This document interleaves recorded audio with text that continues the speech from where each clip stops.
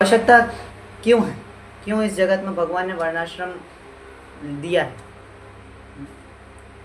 तो सबसे पहले तो हम सब ये जानते हैं और सुना भी है भगवत गीता के माध्यम से और प्रभुपाद जी के प्रवचनों के माध्यम से, आचार्यों की टीकाओं से, कि हम सब इस भौतिक जगत में आए हैं अपने इंद्रिय तृप्ति के लिए, अपने खुद के सुख भोग करने के लिए। भगवान कृष्ण की सेवा से विमुख होकर अपनी खुद की इंद्रिय तृप्ति करने के लिए हम यहाँ पे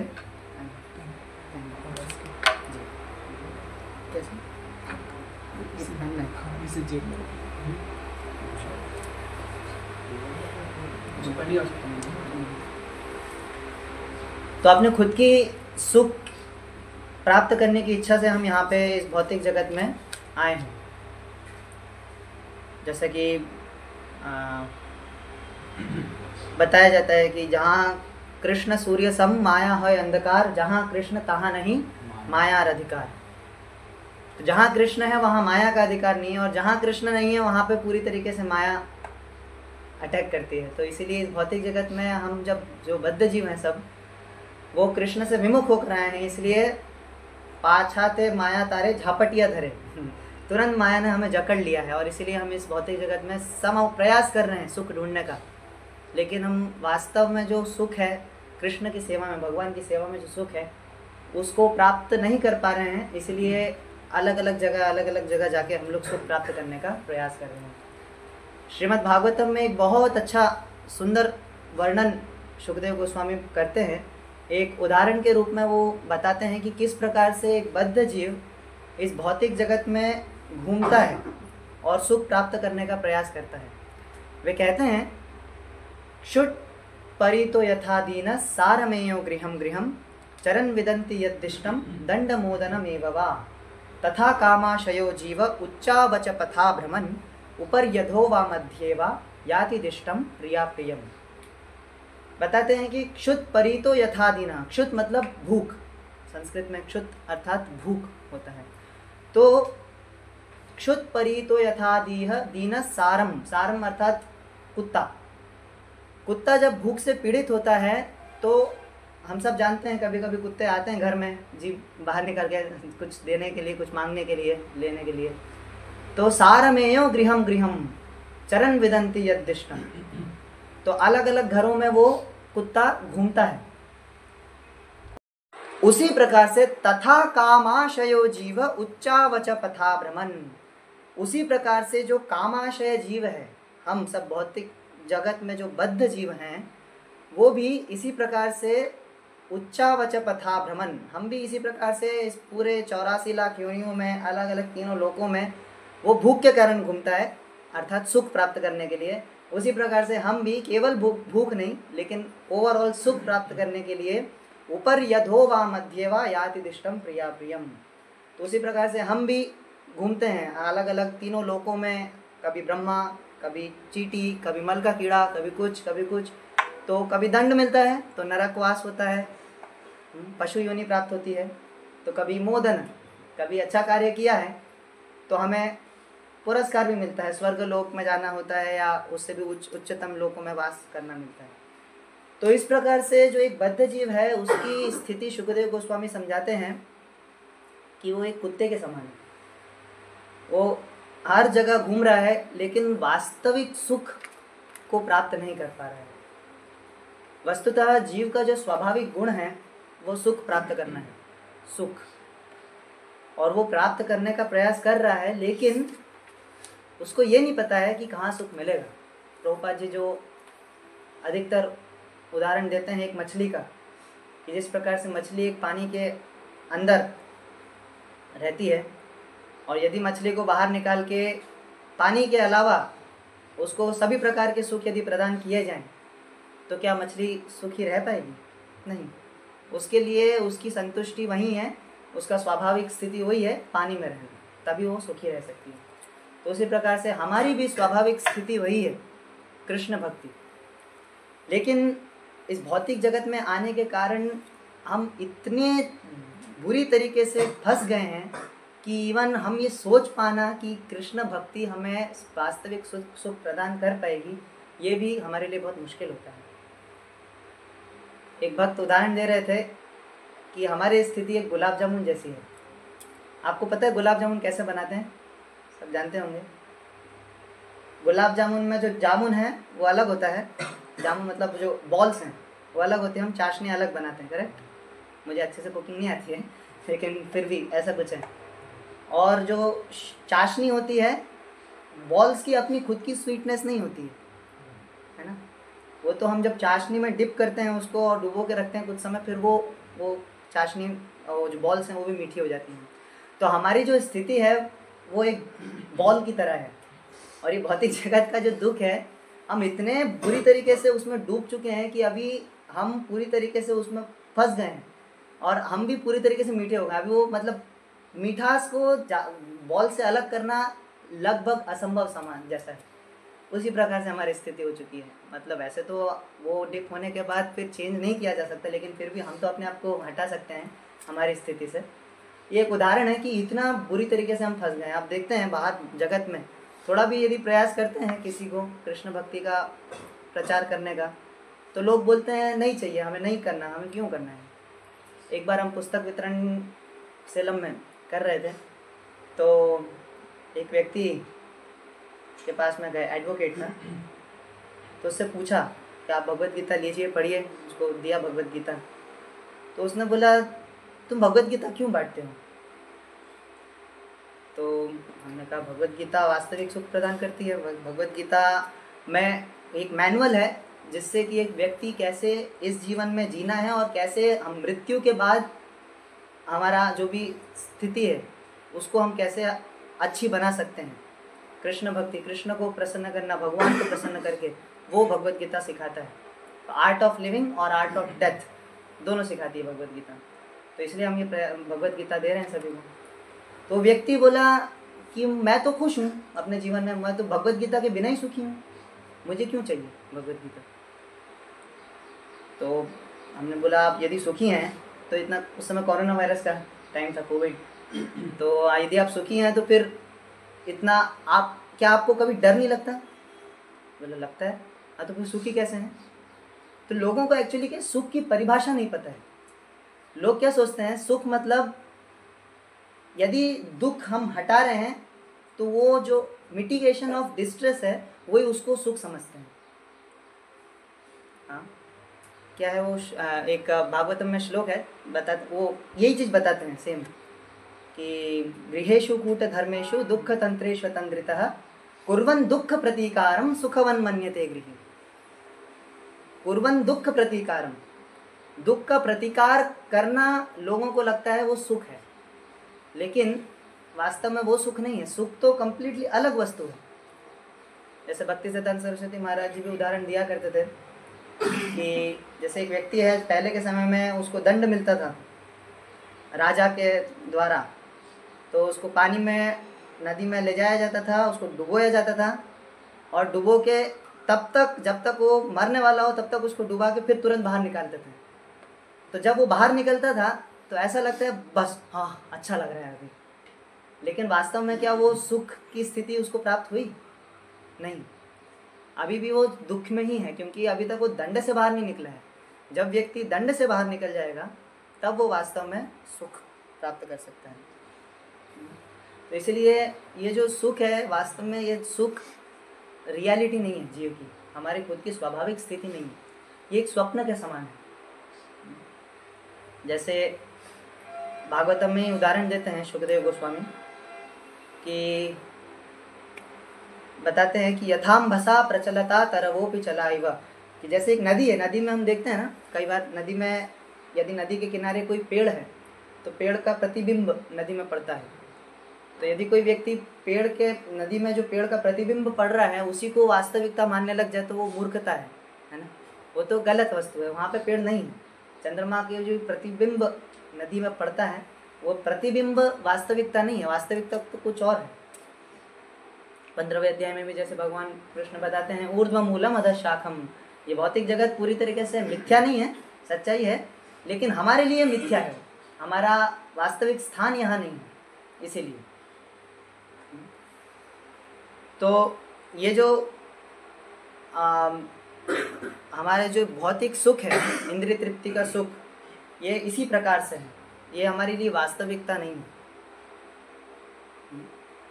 लेकिन हम इस भौतिक जगत में इतनी बुरी तरीके से जकड़ गए हैं कि लगभग असंभव सा प्रतीत होता है इससे बाहर निकलना। तो इससे बाहर निकलने के लिए भगवान कई बार खुद स्वयं प्रकट होते हैं, अपने ये जीव जो हैं उनको समझाने के लिए। कभी कभी अपने खुद के पार्षदों को भेजते हैं, और कभी भगवत गीता आदि ग्रंथों के माध्यम से हमें सिखाते हैं।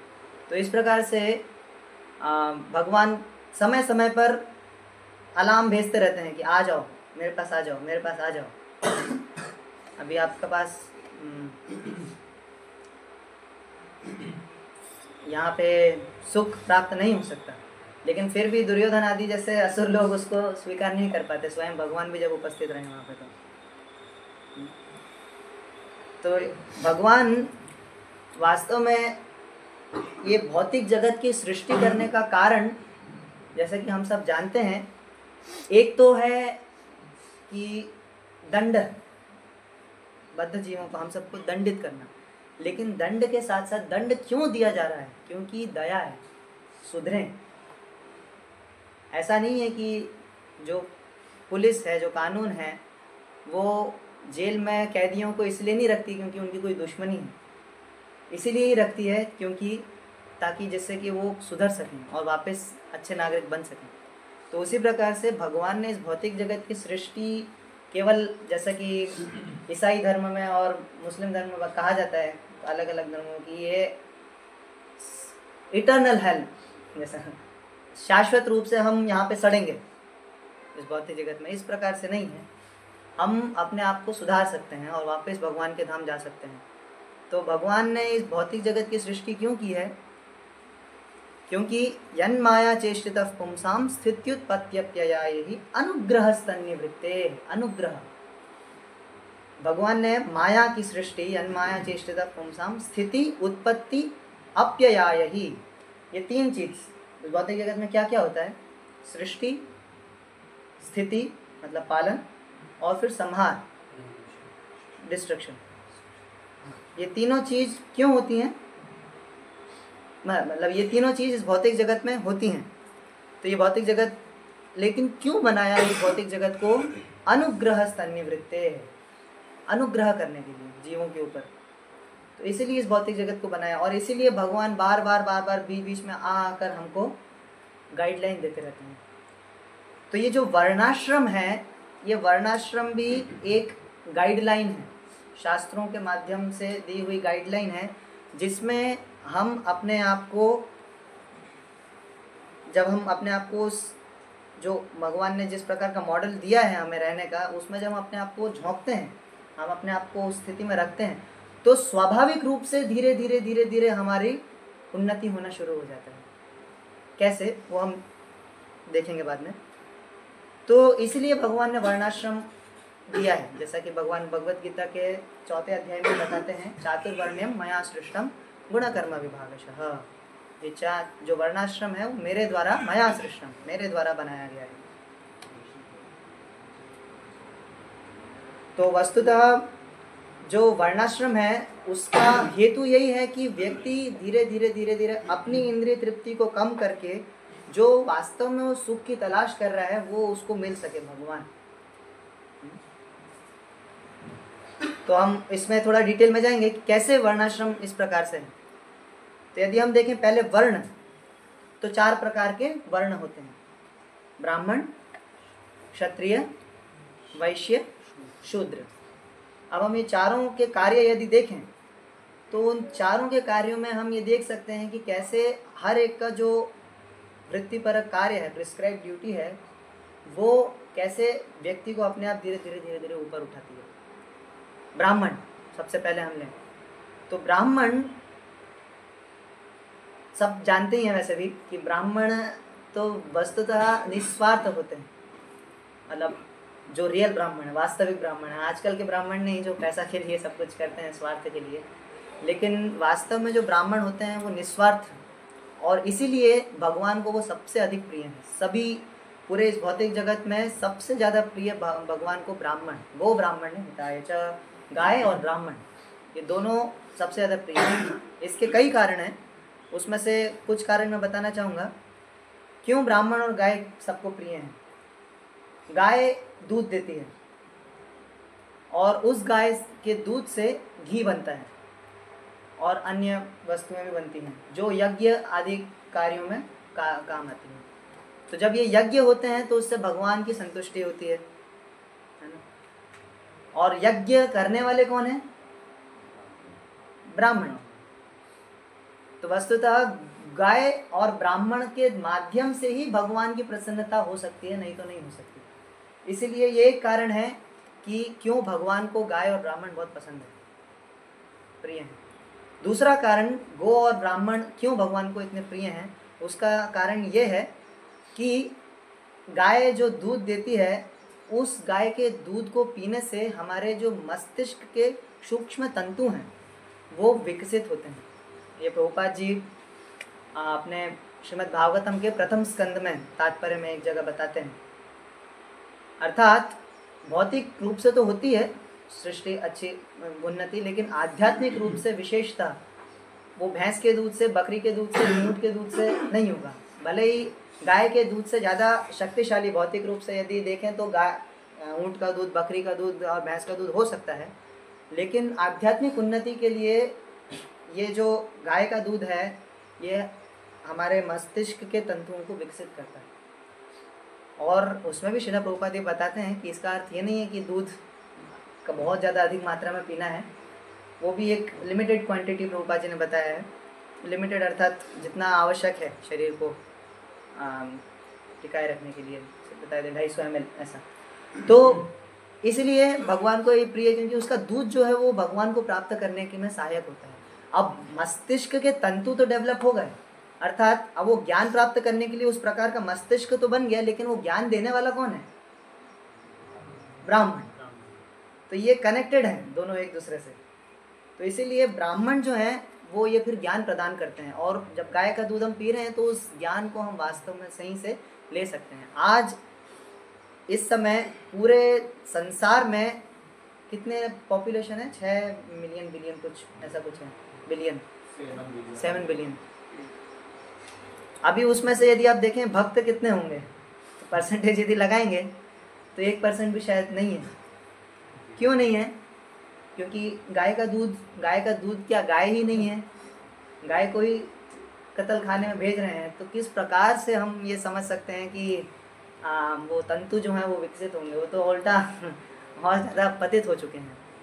तो इसीलिए ये चीज़ हमें समझना होगा कि गाय का दूध बहुत महत्वपूर्ण है। इसलिए प्रभुपाद जी ने उसको बताया है लिक्विड धर्म, वो तरल रूप में धर्म है गाय का दूध। इसलिए वो इवन एक ड्रॉप भी नीचे नहीं गिरना चाहिए, ऐसा बताते हैं। दूध कभी भी गिरना नहीं चाहिए।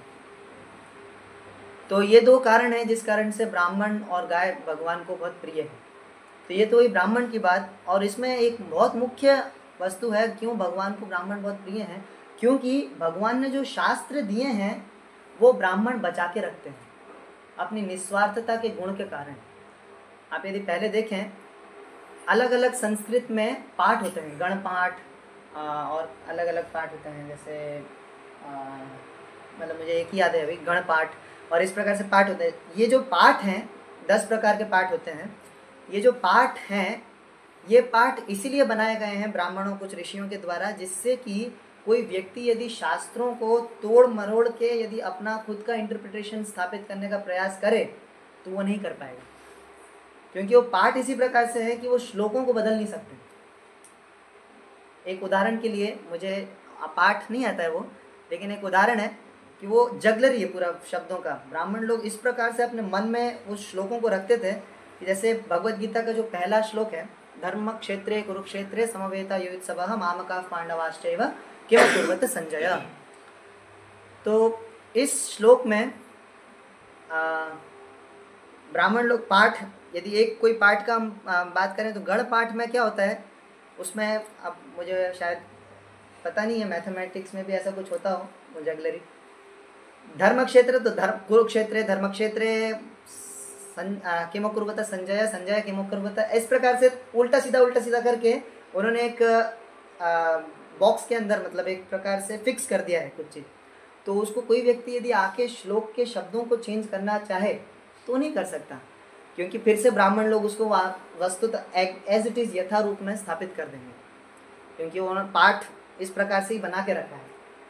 तो इस तरह से वो शास्त्रों को बचा के रखते हैं ब्राह्मण, और अपनी निस्वार्थ भावना से उसको, स्वार्थ से नहीं, निस्वार्थ भावना से उसको दूसरों पे यथा रूप बांटते हैं, ज्ञान का वितरण करते हैं।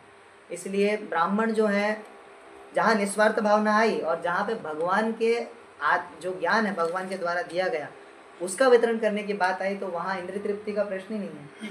तो इसीलिए ये ब्राह्मण का जो गुण है हम देख सकते हैं, जो ब्राह्मण है वो व्यक्ति स्वाभाविक रूप से इंद्रिय तृप्ति से दूर रहेगा। दूसरा और भी बहुत डिटेल है ब्राह्मणों को, ब्राह्मण किस प्रकार से इंद्रिय तृप्ति से दूर रहते हैं। हम दूसरे में चलते हैं, वो क्षत्रिय। क्षत्रियों का गुण क्या है? रक्षा करना। तो क्षत्रियों के जो स्वाभाविक कर्म शास्त्रों में बताए गए हैं, जैसे कि पद्म पुराण आदि इत्यादि पुराणों में बताया गया है कि क्षत्रियों को माना गया है भगवान का प्रतिनिधि, क्योंकि क्षत्रिय प्रजा का पालन करता है ब्राह्मणों के मार्ग निर्देशन में। तो यहाँ पे सबसे पहले ही ये बात फिक्स हो गई कि वो अपने कामकारतः ढंग से या विम्सिकली कुछ भी नहीं करेगा, ब्राह्मणों के मार्ग निर्देशन में करेगा, और ब्राह्मण लोग भगवान के मार्ग निर्देशन में है। तो यहाँ पे भी इंद्रिय तृप्ति है ही नहीं बीच में।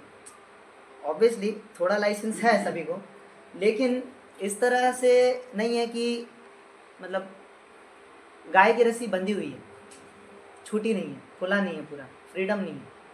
शास्त्रों के अनुसार कार्य करना है, जितना शास्त्रों में इंद्रिय तृप्ति का बताया गया है उतना करते हुए अपने आप को धीरे धीरे ऊपर उठाना है।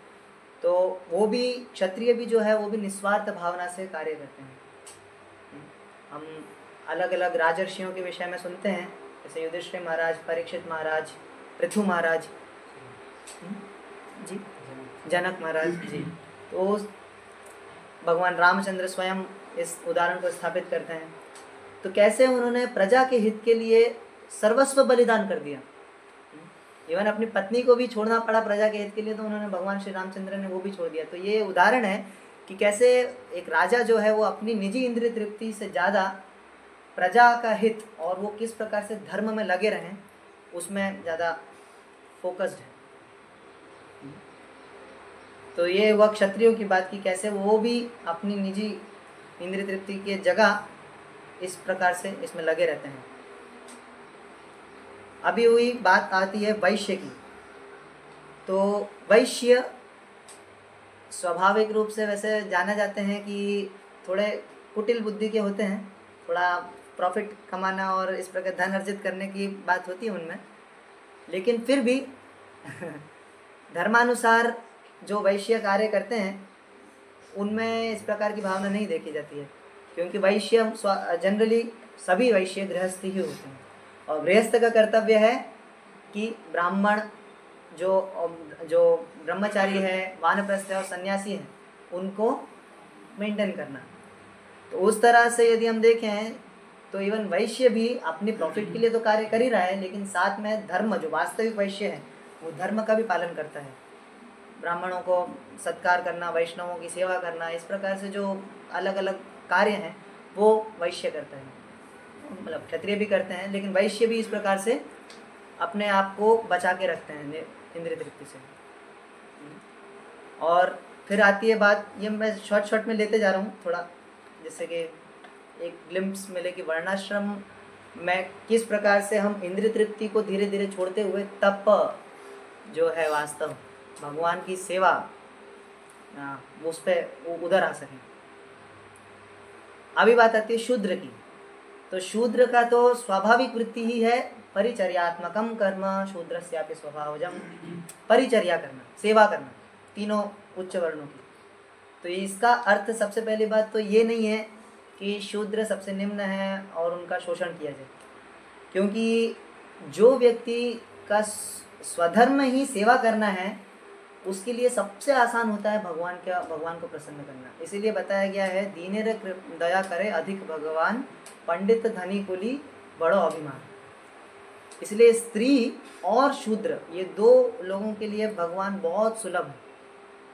यदि ब्राह्मण और शूद्र दोनों सेम मिस्टेक करते हैं तो ब्राह्मण को अधिक दंड मिलेगा, शूद्र को उतना नहीं मिलेगा, क्योंकि उससे एक्सपेक्टेड ही नहीं है कि वो उतना लेवल का कार्य करे। ठीक है, कर दिया चलेगा।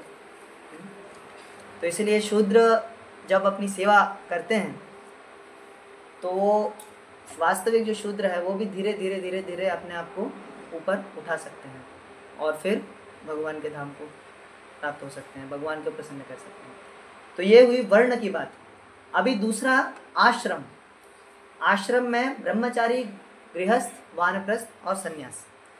तो ये चार जो आश्रम है, इसमें सबसे पहले यदि हम देखें ब्रह्मचारी, तो ब्रह्मचारी आश्रम का ही अर्थ ये है कि गुरु के अंतर्गत रहते हुए अपनी इंद्रिय तृप्ति को, अपनी जो इच्छाएं हैं, अपनी जो कामनाएं हैं, उसको छोड़ के उनकी सेवा में लगना।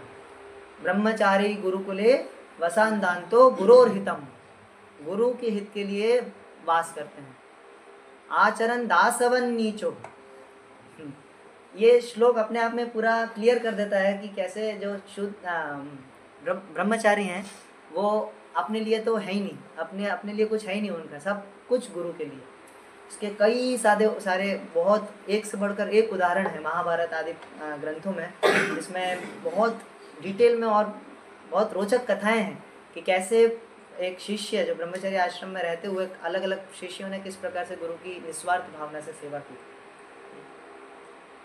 तो ये एक हुआ सेवा का कि जो ब्रह्मचारी है वो कैसे अपने आप को ऊपर उठा सकता है गुरु की सेवा में रहते हुए। फिर उसके बाद आता है गृहस्थ आश्रम।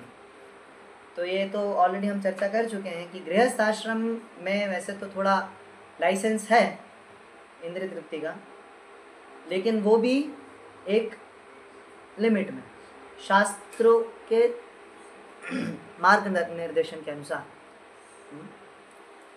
उसके अलावा गृहस्थों का बहुत सारे नियम हैं। इवन ब्रह्मचारियों के लिए भी उतने नियम नहीं है जितने गृहस्थों के लिए हैं। तो यदि वो नियम को यदि हम सुनने जाएंगे तो कोई इंद्रिय तृप्ति को स्वीकार भी नहीं करेगा, मतलब मुझे गृहस्थ बनना भी नहीं, मुझे ब्रह्मचारी रहूँ तो अच्छा है। एक एग्जाम्पल के लिए, छोटा सा उदाहरण के लिए, एक बार मैं प्रसाद लेने बैठा गृहस्थ बनने के बाद, तो मैं बिना मैट बिछाए बैठ गया। तो दामोदर प्रभु वहीं पे बैठे थे बाजू में, तो मुझे बोले मैट बिछाओ, ऐसे मत बैठो भैया, अभी आप गृहस्थ हो चुके हो, हम लोग बैठे तो चलेगा, गृहस्थ ऐसे नहीं कर सकता। मैं गृहस्थ के लिए हर एक वस्तु उसको करना है, मतलब करना है, और बहुत डिटेल है। जैसे भागवतम के सप्तम स्कंद में आता है कि गृहस्थ जो है खाने से पहले घर में जाके 3 बार पुकार लगाता, महाभारत में 3 बार पुकार लगाता है। कोई यदि भूखा है तो आ जाओ, कोई यदि भूखा है तो आ जाओ, कोई यदि भूखा है, यदि किसी को चाहिए कुछ प्रसाद तो आ जाओ, और यदि कोई नहीं आता फिर उसको लेना है, और यदि कोई आता है तो पहले उसको खिलाना है, फिर उसके बाद लेना है। तो इतना बहुत सारे नियम है जिसमें हम सोच भी नहीं सकते कि कुछ इंद्रिय तृप्ति करने का मौका मिलेगा। अन्य अलग अलग राजर्षियों का भी वृत्तांत है जिसमें गृहस्थ का एक बहुत अच्छी भूमिका निभाते हुए उन्होंने कैसे मतलब अम्बरीश महाराज का भी उदाहरण है, दुर्वासा मुनि और अम्बरीश महाराज का। और कोई उदाहरण आपको याद आ रहे जिसमें गृहस्थों ने, राजर्षि हो सकते हैं, ब्राह्मण भी हो सकते हैं, कोई भी, जिन्होंने निस्वार्थ भावना से सेवा की, या इस प्रकार से सुदामा विप्र, उन्होंने क्या किया? उनको थोड़ा सा भी मिला था उस टाइम में, उन्होंने जो गाय थी उसको। अच्छा, मुझे ये कथा याद नहीं, क्या होता है? मतलब उसमें रहता है ना कि जब वो प्रसाद ले रहे होते हैं उस टाइम में जब उनके यहाँ कोई दूसरा आता है तो उनको देते हैं, मुझे भी पूरी याद नहीं। सुदामा विप्र होगा, हाँ, शिबी महाराज, शिबी महाराज का उदाहरण है, अम्बरीश महाराज का उदाहरण है, युधिष्ठिर महाराज का एक इंस्टेंस मुझे बहुत, मतलब मेरा व्यक्तिगत रूप से मुझे बहुत ज़्यादा प्रेरणा लगती है।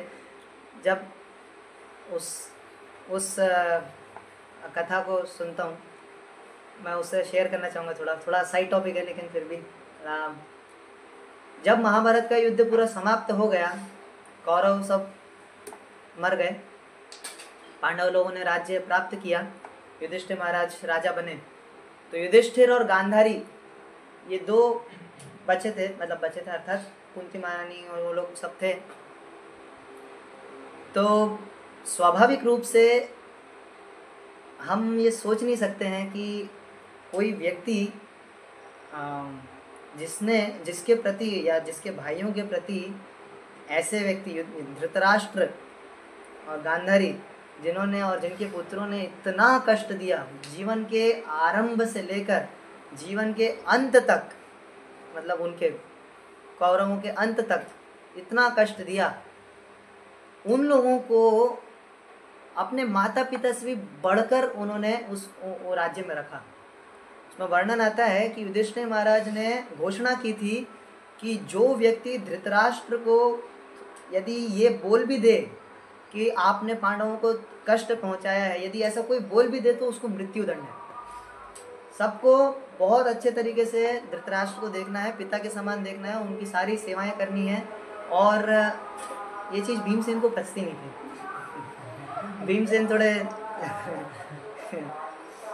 अलग स्वभाव चला था, लेकिन फिर भी युधिष्ठिर महाराज क्योंकि वो तो अपने भाई के प्रति समर्पित थे, इसलिए भीमसेन भी उस आज्ञा का पालन करते थे।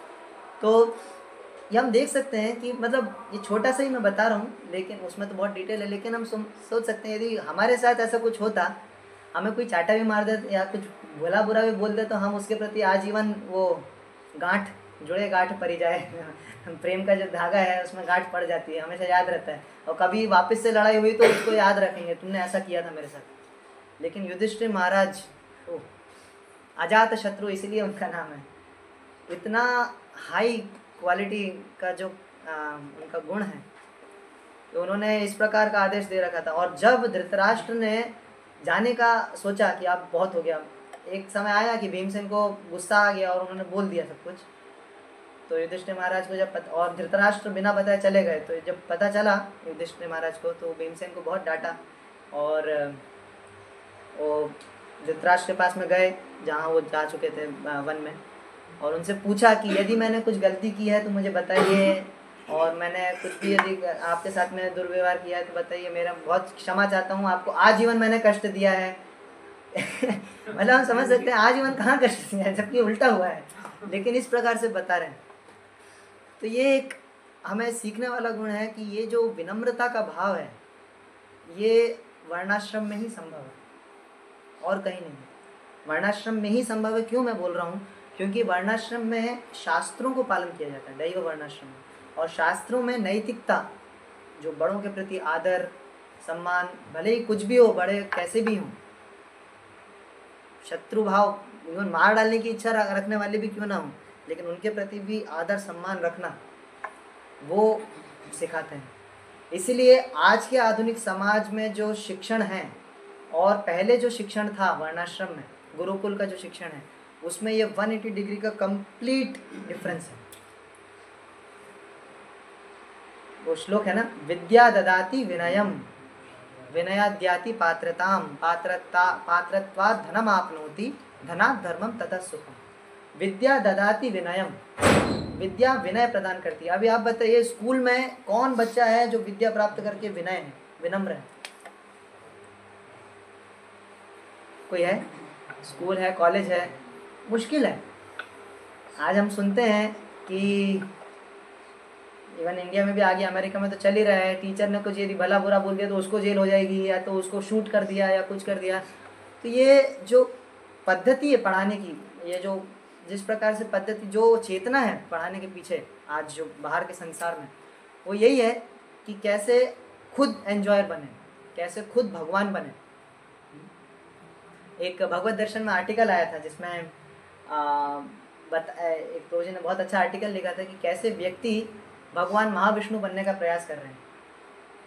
भगवान महाविष्णु ने सऐक्षत, केवल दृष्टिपात से इस जगत की सृष्टि कर दी, बटन दबाया और चालू हो गया। तो वही आज के साइंटिस्ट भी भगवान बनने का प्रयास करने के लिए बटन दबाया और ये चालू, बटन दबाया ये चालू। आजकल तो बटन भी नहीं रही, पहले तो गाड़ियों में हेडलाइट के लिए बटन होती थी, आजकल वो भी आवश्यकता नहीं है, पूरे दिन चलती रहेंगी, उसमें भी आलसी। शायद धीरे धीरे रोबोटिक्स जो भी आ रहा है, रोबोट सब, मनुष्य कुछ काम ही नहीं करेगा, रोबोट ही सब कुछ करेगा। तो ये भगवान बनने की जो इच्छा है कि भगवान विष्णु ने लेटे लेटे बस दृष्टिपात किया और हो गया, वही आज के संसार में है। हम भी भगवान बन सकते हैं, कोई कार्य करने की आवश्यकता नहीं है। तो ये जो, इससे फिर विनम्रता का भाव कहाँ रहेगा? भगवान विनम्र हैं और साथ में भगवान भी हैं, लेकिन हमारे लिए वो संभव नहीं है कि उस प्रकार का हम कर सकें। तो कहाँ थे वर्णाश्रम में? गृहस्थ में। तो गृहस्थ, हाँ, युधिष्ठिर महाराज से आया था ये पॉइंट। युधिष्ठिर महाराज, तो हम ये सब सीख सकते हैं कि कैसे गृहस्थ होते हुए, और गृहस्थ होते हुए इतनी बड़ी जिम्मेदारी में होते हुए कैसे उन्होंने निस्वार्थ भाव से कार्य किया। बड़ी जिम्मेदारी के साथ साथ इतना इंद्रिय भोग का साथ सामग्री होते हुए भी मलवत, बताते हैं परीक्षित महाराज ने जब त्याग किया, परीक्षित महाराज या प्रियव्रत महाराज, भरत महाराज ने जब त्याग किया राज्य का, तो उसमें बताते हैं कि मलवत, जैसे हम मल को त्याग करने के बाद उसकी तरफ देखते भी नहीं है, ऐसा नहीं है कि हम अरे मैंने छोड़ दिया मेरा, ऐसा नहीं है, शरीर से निकल गया छोड़ देना, जस्ट लीव इट। तो उसी प्रकार से उन्होंने अपने पूरे राज्य को छोड़ दिया। तो और यदि कोई व्यक्ति वापस से उसको अपनाता है, तो शास्त्रों में ऐसा बताते हैं जैसे कोई व्यक्ति अपनी की हुई उल्टी को वापस खा रहा है, समझ रहे? मतलब शास्त्रों में इतना कठोरता से वचन बोले गए हैं, जिसने राज्य को सब कुछ छोड़ दिया, उल्टी कर दिया सब कुछ, और वापस से यदि उसका पतन हुआ, तो वापस मतलब उसको वमन को खाने वाला, उसका संस्कृत शब्द है बोलिए। तो इस प्रकार से गृहस्थ जो है वो भी अपने आप को धीरे धीरे ऊपर उठा सकते हैं। अभी तीसरा वानप्रस्थ व्यक्ति। वानप्रस्थ व्यक्तियों के लिए तो है ही, जो गृहस्थ आश्रम में आने के बाद 50 वर्ष के हो गए, 50 वनम व्रजेत, 50 साल के होने के बाद वन को चले जाना। तो ये एक वस्तु है कि गृहस्थ होते हुए ये याद रखना है कि भाई एक समय हमें अपनी जो भी आसक्तियां हैं, जो भी हमारी इंद्रिय तृप्ति, जो भी थोड़ी बहुत भी हम धर्मानुसार कर रहे हैं, उसको भी छोड़ो। हम क्यों धर्मानुसार कर रहे हैं? ताकि हम छोड़ सकें। हाँ, तो धीरे धीरे उससे कटना है, ना कि उसको बढ़ाना है।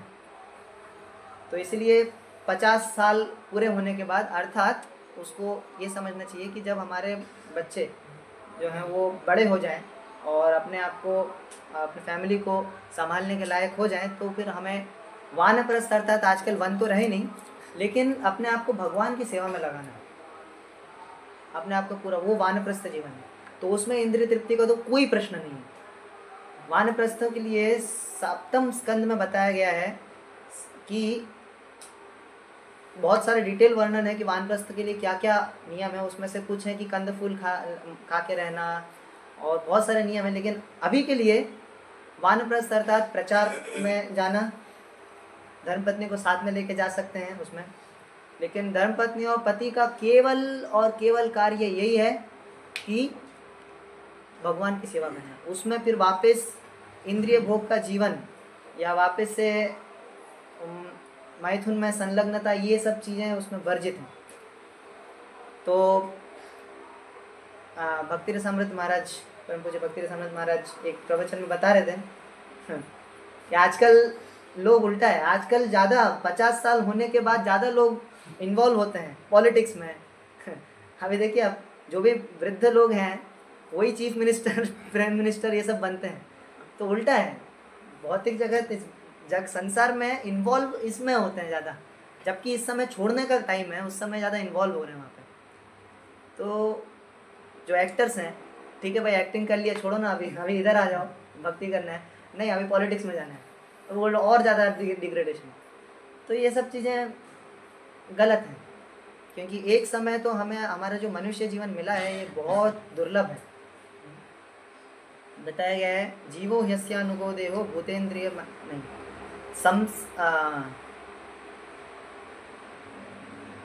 संसार चक्रे तस्मिन् जंतुरज्ञान मोहितः ब्राह्मण संसार भूल गए, ठीक है। तो बताते हैं कि बहुत सारी योनियों में घूमने के बाद ये मनुष्य जीवन हमें प्राप्त हुआ है, बहुत दुर्लभ है।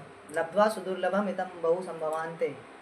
तो इस मनुष्य जीवन का उपयोग करना बहुत आवश्यक है। इसलिए हमारे जीवन में एक तो होना चाहिए कि धर्म पालन करना, और धर्म पालन करते हुए भी एक समय ये होना चाहिए जिसमें हम अपने आप को पूरी तरीके से भगवान की भक्ति में पूरी तरीके से धर्म पालन करते हुए, फिर भी हम गृहस्थ आश्रम में रहते हुए अपना खुद का शरीर के लिए भी कार्य करते हैं, लेकिन एक समय ये होना चाहिए जब हम पूरी तरीके से भगवान के लिए लगें,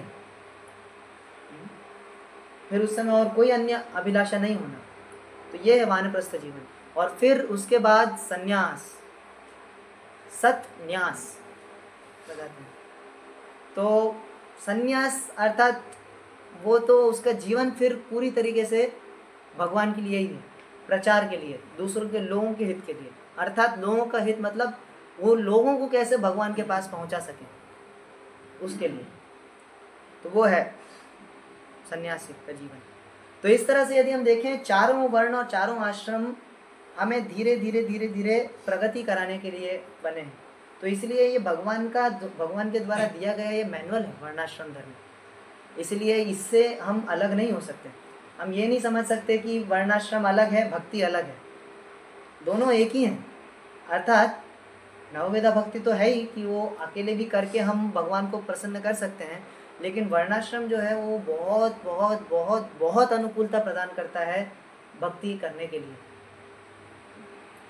तो इसलिए ये चारों वर्ण और चारों आश्रमों में रहते हुए और जिस प्रकार से सादा जीवन उच्च विचार जो है कि कैसे सब माहौल में रहना, वर्णाश्रम यदि देखें, वर्णाश्रम तो विकृत रूप में अभी भी चल रहा है, तो वो बात नहीं है। बात ये है कि वर्णाश्रम में रहते हुए अपना जीवन जो है वो सादा रखते हुए और उच्च विचार, इंजीनियर, डॉक्टर, उच्च विचार वाले नहीं, भगवान को प्राप्त करने का उच्च विचार, वो उसका प्रयास करना। ऐसे बड़े बड़े गुरु महाराज एक लेक्चर में बताए थे, हिंदी लेक्चर में, इंजीनियर डॉक्टर बनना मतलब नौकरी करना ना, नौकरी बोलता ना, तो नौकर बनने की अभिलाषा। लेकिन यहाँ पे उच्च विचार है बड़ा नौकर बनना, बड़ा सबसे बड़े स्वामी का नौकर बनना, भगवान कृष्ण का नौकर बनना। तो वो हमें प्राप्त होगा वर्णाश्रम के माध्यम से। तो इसलिए तप जो है वो वास्तव में हमें अपने आप को धीरे धीरे उठाने में कार्य मदद करेगा, सहायता करेगा। इंद्रिय तृप्ति से और ज़्यादा हम नीचे जाएंगे। तो इसलिए हमें प्रयास पूरा करते रहना चाहिए कि हमेशा, एक त्रिभंगानंद कई बार बताते हैं प्रवचन में कि हमेशा अपने आप को प्रचार करते रहना, क्योंकि जब हम किसी दूसरे को प्रचार करते हैं तब तो शुद्ध भक्त की तरह प्रचार करते हैं, जैसे पूरा हम जान गए हैं, लेकिन हम खुद को पता है कि हमारे मन में कितने अनर्थ हैं। तो इसीलिए हमेशा अपने मन को अलग रखना है और अपने आप को अलग रखना है। वो ड्रामा शायद देखा हूँ, मी एंड माई माइंड, मैंने देखा नहीं है, लेकिन उस प्रकार से रहना हमेशा, जिससे कि क्या होगा कि जब भी मन हमें इंद्रिय तृप्ति के लिए खींचे, तुरंत हम मन को बोल सकते हैं चुप, अभी सेवा, अभी भगवान की सेवा, अभी ये है, अभी ये करना है, भगवान के लिए जो करना है वो करना है। तो ऐसे जब हम प्रयास करेंगे अपने आप को प्रचार करने का, हमेशा प्रचार करते रहना है अपने आप को, तो उससे हम एक तो मन के ऊपर, और प्रचार करने के लिए हमें चाहिए कि वो बुद्धि हो, इसलिए बुद्धि को स्ट्रांग रखना जरूरी है। और बुद्धि को स्ट्रांग रखने के लिए शास्त्राध्ययन और लेक्चर्स, जप, ये सब साधना जो है वो स्ट्रांग होनी जरूरी है। तो ऐसे यदि हम प्रयास करेंगे तो फिर धीरे धीरे हम अपने आप को प्रचार कर सकते हैं। नहीं तो मन जो है वो एक बवंडर की तरह है। गोकुल चंद्र प्रभु बता रहे थे मन कैसे हमें चीट करता है। मुझे तो पूरा इसका अनुभव है, शायद आप लोगों को है नहीं पता। जब हम जप करते हैं तो जप करते समय कभी कभी जैसे घंटी बज रही हो तो घंटी को देखेंगे। जप करते करते घंटी में गया मन, घंटी से याद आया हाँ ये घंटी, मन जा रहा है, अभी मन घूमना शुरू हो गया, जप चल रहा है, मन घूम रहा है, घंटी को देखा, हाँ घंटी कहाँ से लाए थे? केरला से लाए थे। केरला में क्या है? हाँ केरला जब मैं गया था तब बड़ा सा नारियल का पेड़ देखा था। नारियल कब पिया मैंने? नारियल एक दिन, हाँ इस दिन पिया था। कितना महंगा था? हाँ इधर रहता। फिर उसके बाद ऐसे मतलब बवंडर गया एक बार तो बस पूरा आपको ले जाएगा नीचे। तो इसीलिए जब जब तक स्ट्रांग नहीं रहेगा, हमारा जप में पकड़ नहीं रहेगी, जब हम ध्यान से जो सुन रहे हैं उसमें जब तक हम अपने आप को पूरी तरीके से सशक्त नहीं बना पाएंगे, तब तक हम, वो संभव ही नहीं है कि हम अपने आप को इंद्रिय तृप्ति से छुड़ा पाएँ। इसीलिए प्रयास करते रहना चाहिए। एक दिन में तो ये संभव नहीं है, क्योंकि जैसे बताया कि गुलाब जामुन पूरी तरीके से डिप होके पूरा एक ही हो चुकी है, इसलिए उसको निकाल पाना बहुत बहुत बहुत समय लगेगा। इसलिए उसका प्रयास दामोदर को बहुत अच्छा बताते हैं। उसको प्रयास करने के लिए हमेशा देखते रहना है कि जब हम कर रहे हैं जब करते समय एक माला हमने किया तो एक माला में कितने बार हमने हरि नाम सुना और कितने बार हमारा मन इधर गया, वो उसमें अलर्ट रहना है। मन कहाँ जा रहा है, जैसे ही गया उसको वर्लपूल के अंदर घुसने नहीं देना है, पहले निकाल लेना बाहर। हाँ, क्योंकि कई बार ऐसा होता है, कभी कभी ऐसा भी है, बहुत अच्छे विचार भी आते हैं शास्त्रों के। मैंने एक बार पूछा था तो ये प्रश्न कि प्रभु जी जप करने से क्या हो रही है, बहुत अच्छे विचार आ रहे हैं, शास्त्रों के अच्छे लॉजिक आ रहे हैं मन में। तो शायद ऐसा सोच सकते हैं क्या कि हम जप अच्छा कर रहे हैं इसलिए बहुत अच्छे विचार आ रहे हैं शास्त्रों के। तो प्रभु जी बताए, यदि ऐसा होता तो भक्ति अच्छी हो रही है हमारी, उसको नापने का तरीका यही है कि हमारा भौतिक आसक्ति कम है और आध्यात्मिकता, भगवान की सेवा करने की जो भावना है वो बड़ी है। तो क्या ये हुआ आपका? मैंने बोला नहीं प्रभु जी वही ऐसे है। तो फिर अभी तक नहीं हुआ मतलब। तो इसलिए सुनना वो बहुत आवश्यक है। हरे कृष्ण महामंत्र को हमेशा सुनते रहना, जितने ज़्यादा बार हम सुनने का प्रयास कर सकें उतना ज़्यादा सफलता हम प्राप्त कर सकते हैं। बहुत बड़ा तप है ये जप करना। 16 माला कभी कभी बताते हैं कि उठाना भी 100 किलो का माला जैसा हो जाता है यदि ढंग से हम नहीं कर रहे हैं तो इच्छा नहीं होती माला करने की। लेकिन फिर भी समूह मन को पुश करके यदि हम माला कंप्लीट करें, मैकेनिकली क्यों ना सही, लेकिन स्पष्ट उच्चारण करते हुए यदि हम प्रयास करें तो हम धीरे धीरे अपने आप को ला सकते हैं। चेतना में तो रही कि हम ध्यान से सुने। तो यदि हम इस प्रकार से प्रयास करेंगे तो हम धीरे धीरे ये भी समझ पाएंगे सब कुछ, वर्णाश्रम के और भी डिटेल्स और क्यों वर्णाश्रम की आवश्यकता है।